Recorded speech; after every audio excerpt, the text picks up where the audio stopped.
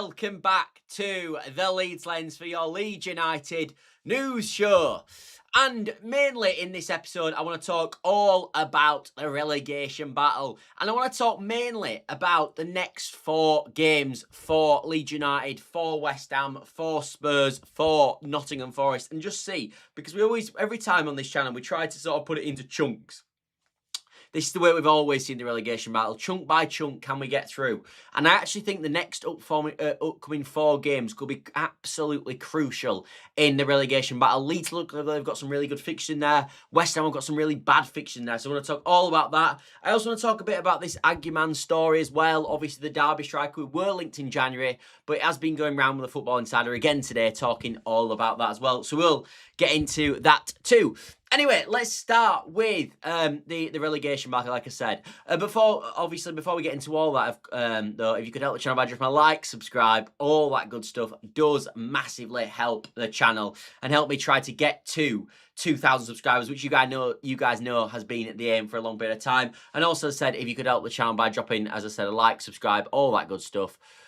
It does, helps the channel massively. So if you could do that, that would be fantastic. Anyway, let's start with the next 4 games, shall we? Because as I said, I like to always put them into segments. And I think we've got a quite clear segment over the next 4.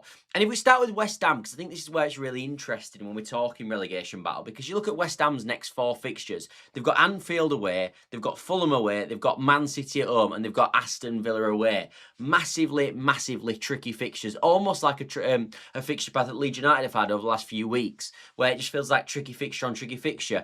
And truthfully, when I think about this, I've got to be honest, like, it's about time West Ham's had some bad fixtures. I was telling my brother the other day and we were talking about this, and I was like, it feels like West Ham have got a good fixture every single week. And it's about time they get sort of tarted with some tricky fixtures. Like, for the last few weeks, you seem to be looking at the fixtures going, who have we got this weekend? Oh, we've got a stinking game. Who've they got? Oh, they've got a pretty good game. And I feel like it's happened over and over again. So it's nice that finally now, it feels like we've got a run where we can hopefully get some serious points on West Ham when they have got tricky fixtures. And I think if you're looking through there, truthfully, if they don't win at Fulham away, which they're on a good run themselves, they just won away, obviously, some other weekend 3-1. If they don't win there, I think it's really unlikely that they win away at Villa or away at Liverpool, and obviously against Man City, who I know they've got an absolutely awful record against. And you could end up in a situation where the relegation battle could be over and they could be already relegated.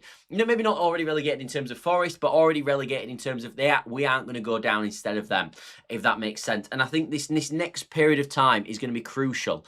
Obviously, as I said, they've got that Fulham game in there, which maybe is not the worst game in the world, but obviously it's still a tricky game.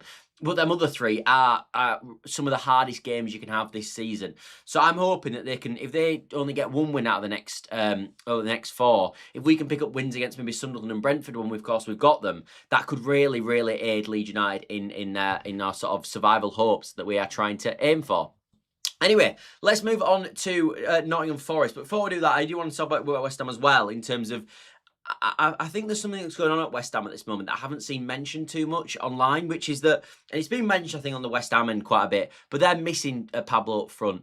When they've had the most success this season, West Ham, it's when they've played this 2 striker formation up front, similar to what we've seen with Leeds before, when we've had Nemetra and Calvert-Lewin up front. But for West Ham, that obviously has been Castellanos and Pablo, and that's worked really well. And actually, as soon as Pablo's got injured, you've seen that regression of West Ham. You really have. And actually, since he's come out of the team and since they've gone to a 1-striker formation up front, I think he didn't play in the Burnley game, but they played 2 up front with Callum Wilson up there with Castellanos. But since they've gone back to sort of a more 4-3-3 system, they've not managed to score 2 goals in any of the games. They obviously won away at Burton 1-0. They drew with Man United 1-1, and they drew with Bournemouth 0-0 as well. So they are really missing Pablo, and I believe he's still out for a couple of weeks more as well. So I think it's important, because I think they were getting to a point where they were scoring tons and tons of goals, West Ham, and them front 4 were causing teams absolute chaos. We even saw them cause Chelsea chaos as well in that game. But since sort of Castellanos has gone up front there on his own, we haven't seen the same sort of scoring patterns from West Ham, and the performances have, in terms of an attacking standpoint, have started to fade. I felt when you had 2 up front, maybe Pablo's not the greatest player in the world on his own, but what he allowed to do massively, and I think he gave Somerville a bit more space, I think he gave Jared Bowen a bit more space, I think he gave Castellanos a bit more space, and since he's been missing, I think he was sewing all that attack together. Obviously, he's not the star of the show, but in terms of what he could bring, And I think, yeah, as I said, since he's been missing, it's been a huge problem for West Ham. So hopefully they can continue not scoring 2 goals in games, because I think, yes, they've improved defensively, and I think Disasi's made a huge impact. I think they've got 3 clean sheets in the last 4. And I don't think they're playing bad, West Ham. This is what's interesting about this whole situation. But I still think, as I said, if they're going to need to score goals, and that has been a strength of theirs this season in comparison to maybe like a Nottingham Forest. But yeah, problems still to face there with West Ham for sure. Jack says, evening Scott, March on together. Evening to you too, Jack. Nice to see you in the chat, mate. Nice to see you. Anyway, let's talk a bit about Nottingham Forest as well, because I think it's important with Nottingham Forest, naturally, when we're looking at these fixtures. I think these are the two, maybe your comparison. And I think these two, potentially, I think these are more likely to still to go down, other than Spurs, in my opinion. But you look at their fixtures, they've got Brighton away, then they've got Man City away, then they've got Fulham at home and Spurs away, which obviously would be a massive game against Spurs. And actually, them next 2, they're like the second 2 of the 4 for West Ham, for Nottingham Forest, to say, look pretty good actually with Fulham and Spurs away. It's just them first 2. Brighton have obviously hopefully turned a corner now for our sake. They obviously got that good win against Brentford, which I think pulled them away from the relegation zone completely. But now we're obviously hoping that they can do a good job against Forest. And the only thing that worries me about Forest at this moment in time, in truth, is they haven't picked up a lot of results. But since Victor Pereira has come in, they've actually looked much improved. They were fantastic in the Europa League, of course, against Fenerbahce, winning 3-0 away from home. And then they played against Liverpool at the weekend. And anyone actually watched that game against Liverpool, they were really good in the game, actually. They weren't bad at all. And they definitely deserved something out of the game. And it was obviously required a 97th minute McAllister winner to get that point away from Forest. But actually, they could have scored in the first half. But I think that sums Nottingham Forest up. Like, they obviously had that game a few weeks ago, didn't they, at home to Wolves, where they had like 35 shots and didn't score a goal. And if you look at Nottingham Forest at this moment in time, their biggest issue is the fact they can't score goals. They are terrible and toothless up front. They haven't really got a striker. Obviously, Chris Wood was their main man last season, been out all this season. Igor Jesus, I think, still got 2 goals. Luca obviously came on and scored against us and looked a bit of a threat. But unless you're going to put balls into box, he's not that fantastic in my opinion, from the sort of the short burst that you've seen of him. And it looks like Vitor Pereira prefers Igor Jesus as well, who just doesn't score goals. And actually, that's a common problem, because then they're not getting goals from elsewhere. And actually, if you look at how many goals Nottingham Forest have scored this season, they've only scored 25 goals all season. And for context, Burnley have scored 29. So that is a huge problem. And I think the other main issue with Nottingham Forest at this moment in time is the European competition. We know that Thursday, Sunday is an absolute killer. It was for Crystal Palace earlier in the season. I remember us playing after they played in Europe, I think, and it was a huge problem. We beat them 4-1.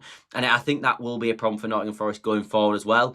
And actually, the fact that they won away at Fenerbahce, although maybe gave the team a bit of a lift, I think it was important that we kept them in that competition, really, because I think that's going to be I still think that's going to be a problem for for Nottingham Forest going forward. I really do. I think that's going to be a big issue for them, and because they just don't have the players to rotate that maybe some of the sort of top 6 clubs do when they're playing in Europe. And as I said, I do think that could pose a bit of an issue. And I think with the European competition, something to mention with that as well is it's almost getting to a point now where we're getting towards the later stage of the competition. And do they just now at this point want to sack it off? Probably not. So they're probably going to have to start fielding their first team on Thursday and then also on Sunday. And as I said, anyone that knows anything about this, if you look at teams' data over season on season on season, if you're playing Thursday and then you're playing again on Sunday, it always has a negative effect. And even if you look last week, for example, Liverpool don't have a game all week. And then, of course, Nottingham Forest play away at Fenerbahce in obviously the Europa League, and they come back and they lose 1-0. And they actually did look like in the first half, Nottingham Forest full of energy, full of sort of fight and everything.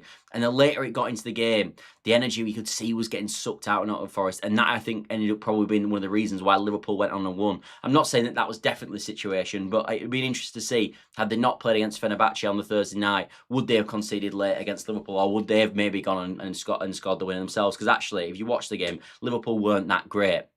Which doesn't pose a great situation for Leeds, considering that we kind of need them to beat West Ham this weekend. But yeah, and obviously this week they do play Brighton, and they do play in the Europa League on Thursday night as well. Obviously against Fenerbahce in the second leg. And even though they're going to play a weakened team, maybe that can have some effect. But you wouldn't expect it to do as much. But it was just nice to see them get through the Europa League and sort of continue to progress in that competition. Anyway, let's move on to Tottenham Hotspur. So, who've they got then? Well, they've got Fulham away next. It seems like a big thing with this. I think Fulham are going to have to do us a favour. They've got, not in the next 4, Fulham have got Nottingham Forest, Burnley, Spurs and West Ham. Crazy run for them. Maybe if you've got an FPL, you might want to bring a cheeky Fulham player in, if it's Harry Wilson, etc. But in terms of, the football, Spurs have got, Fulham away, Crystal Palace at home, which will be a huge game for them. Then they've got Liverpool away and Nottingham Forest at home. So kind of a mixed bag there for Spurs. Not the worst run in the world, but it's going to be interesting to see how Spurs are getting on, because I think there's 2 different camps of Spurs and sort of the relegation picture. I think there's certain fans who just think Spurs, because of the name, there's just no way they'll get relegated. And then I think you've got the other side of the Spurs fan base, and probably the wider community as well, that are like, well, truthfully, they've not won in 9. They look awful. They've got tons of injuries. This is a team that could be relegated from the Premier League. And I think that's interesting. Like, when we're talking about Nottingham Forest, everyone's saying, well, they could go down. But they finished about 20 points ahead of Spurs last year. But then when it's Spurs, because they're called Spurs and they finished with 39 points last year, everyone goes, oh, well, they won't get relegated. I disagree. I don't think they will, but I think they could do. And the reason I say that is, this is not Spurs from last season. This is not Spurs from a season before ago. This is a Spurs team who have had their basically entire team wiped. They do not have a lot of first teamers. And actually, I got asked this at the weekend by one of my friends, actually, who was, funny enough, he's a Bradford fan. And he was saying, truthfully, Scott, when you look at that Spurs team, how many Spurs players get into the Leeds United team at this moment in time? And not that many do. Because they've got so many injuries. They've got Maddison out, as we know, Kulusevski, Kudus, etc. And yes, them players might come back, but will it be too little too late? Because truthfully, after they've played Crystal Palace and Forest at home, they can't play them again. Them fixtures are done. I know they've got us later in the season, of course. Obviously, we've got to go to Spurs. But truthfully, as I said, the games are starting to run out for Spurs now. And if you watch them, they do look like, when you watch West Ham at this moment in time, they look quite a decent team. And I think they're playing like a mid-table team at this moment in time, West Ham. And when you watch sort of us, I think we look like a mid-table team. But I think you watch Spurs at this moment more than any of them, and they do look like the worst team at this moment. They really do. Like, they were absolutely cast aside by Arsenal. And to be fair, Arsenal cast aside Leeds United, but in a different way. And I think obviously that was for Spurs fans, that was an absolutely huge game against Arsenal, naturally. And the fact that they just got absolutely pushed aside by an Arsenal team who are on a bit of a wobble at this moment is testament to sort of how bad Spurs are at this moment. It's been interesting to see how Tudor can react from this. Obviously, they've got these next two games are massive. I don't think they'll get anything against Liverpool, but these 2 next games are massive for them, and to see how they're getting on. But yeah, I think Spurs fans, some of them, potentially need to pull their head out, because I do think they are in a bit of a relegation battle this moment. Not that we're not, I still think we're in it, and obviously we'll talk about our fixtures now, but I do think Spurs now are getting to the point, especially with the games that they've got, especially with the injuries they've got. As I said, when you look at that Spurs team, if you just pick out not the Spurs players that are injured, not the name of Spurs, but when you just look at that 11 that are playing week in, week out, and the performance levels and the actual individuals themselves on the pitch, I look at that team and think that is a team that could be relegated from the Premier League. Not that it will be, but it could be. It'd be interesting to know, obviously, when the likes of Maddison's and sort of, apparently Kulusevski I think is out for the season, but when Maddison and all return, how they're going to react. Anyway, what you're all here for, though, mainly, is, of course, Leeds United. And who have we got in the next 4 then? Well, we've got Man City at home, Sunderland at home, Crystal Palace away, and Brentford at home. For me, the best fixtures of all these teams on this list. I think this is a really, really good run for Leeds United. And I'm at the point now with Leeds, and I've been thinking this week. I think if we can win 2 of these next 4, we're pretty much home and dry. Because if we win 2... For West Ham to get any more points, to sort of bridge the gap from where they are at this moment in time, they would have to win all 4 of them games, which they're not going to do. And even if they were going to just keep the level terms, they'd have to win 2 of their next 4 to keep it to 6 points. And I don't think they're going to win 2 of them games, in my personal opinion. So I'm looking at it now going, if we can win, we've got Sunderland at home, we've got Brentford at home. I think Man City at home is a bit of a write-off, although we have been pretty good on night games. Obviously, at Ellen Road, I don't think we've lost a night game for 3 years or something ridiculous. But Man City at home is going to be a tricky one, of course it is. However, when you get past that, the next 3 are all winnable, in my opinion. I know we don't really win away from home. We've won 1 game all season, but Crystal Palace do look awful, and I do think that's an opportunity for a win. And it goes without saying that Sunderland at home and Brentford at home are definitely opportunities for Leeds United to pick up some serious points. As I said, if we can get, I'm just looking at that thinking, if we can get 6, or even if we could get 7 points, that would be outstanding return. And I think that would see us home and dry if we can do that. And that's why I said that, and that's why I titled the video, Leeds United is almost big opportunity, because I think this is the big opportunity now. Yes, we've still got Burnley at home. Yes, we've got Wolves at home. But if we can get into them games with a still a healthy cushion and look at it and go, we're nowhere near it, then we can play with a bit more freedom in them games, and then we should win them games quite comfortably without being a really nervous crowd.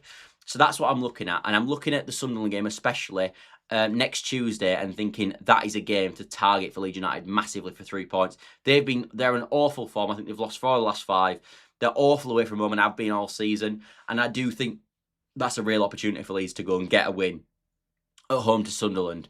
And then hopefully that we can nick one more win in the Crystal Palace and Brentford game, and we can really push our season through and stay in this Premier League. And that's kind of where I'm seeing it at this moment with the relegation battle. I think I do believe when we get out of these next 4, we could see where Leeds United are at. But in the same breath, we could start losing these games. West Ham could pick up a few unexpected wins. I think they could go to Villa and win. I think they could go to. I think they could get something. Against Fulham as well. I think they can definitely get points in them games, but we'll have to wait and see. But if they don't do, and as I said, even if we win 1 and they win none, I think you'd take that all day, every day, wouldn't you? But I do think these next 4 specifically for Leeds United, especially after we get over this weekend, a real good opportunity for Leeds United to get some serious more points on West Ham and hopefully get us about home and dry going into it. Anyway, let's move on from the relegation battle and talk a bit about this Agyemang story. Now, if anyone's watched the channel for a while, which I know a lot of you have, we were linked to this lad in the January transfer window, and it has come around again. Basically, he is a Derby County striker, scored 10 goals, 3 assists this season. I think he's only been there, this is his first season in the Championship. When I've watched him a couple of times, which I have, he does still look a bit scruffy. I don't think he's quite ready for the jump yet. In my opinion, I don't think he's a bad player, and I think he's got that physical capability about him, and I think maybe he's someone that further down the line maybe Leeds United could have a look at. But is he someone that's going to impact our season right this moment in time?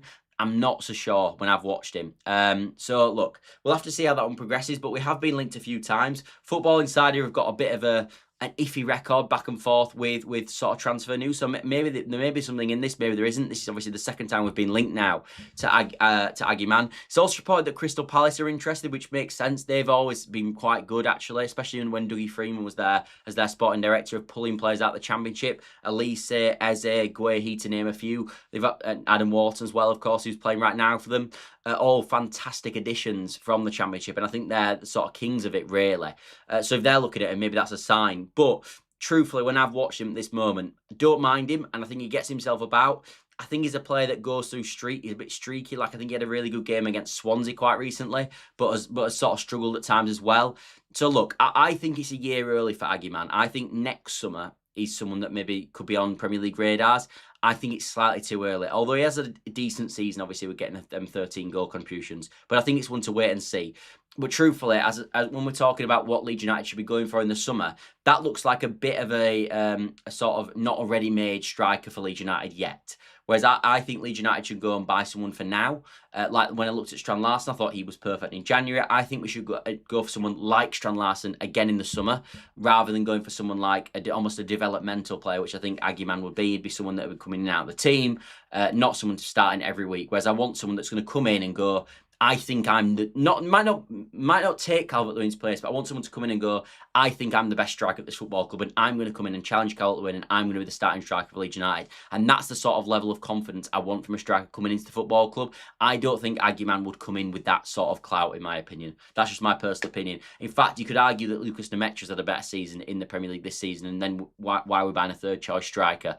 So that's kind of where I'm at with it. Maybe there's some deal to be done with Perot. Maybe Perot could go to Derby. We could get Agyemang. Maybe that would make some sense. But truthfully, as I said, for me, I think a statement striker in the summer is something that we should be looking at. And for me, I would have deemed Jorgen Strand Larsen a quote-unquote statement striker, and someone who's ready-made now, not a project player. And I don't... There's certain positions, like left-back, for example, in the Leeds team, I think you could go for a project left-back, someone who's going to build up, and maybe in a few years' time, they could take over Goodmanson, but someone that's going to sit behind Goodmanson, get the nurturing of Goodmanson, get more understanding the role, playing the cup games, that sort of thing, and then hopefully developing someone who can challenge Goodmanson. Whereas I think with the striker, it's a bit different. I think, as I said, we need a striker who's ready to go right now. And I also think if we were to get a striker that's ready to go right now, it would open up the idea more that we can play two up front, because I think Farke doesn't play two up front because we don't have three physical strikers.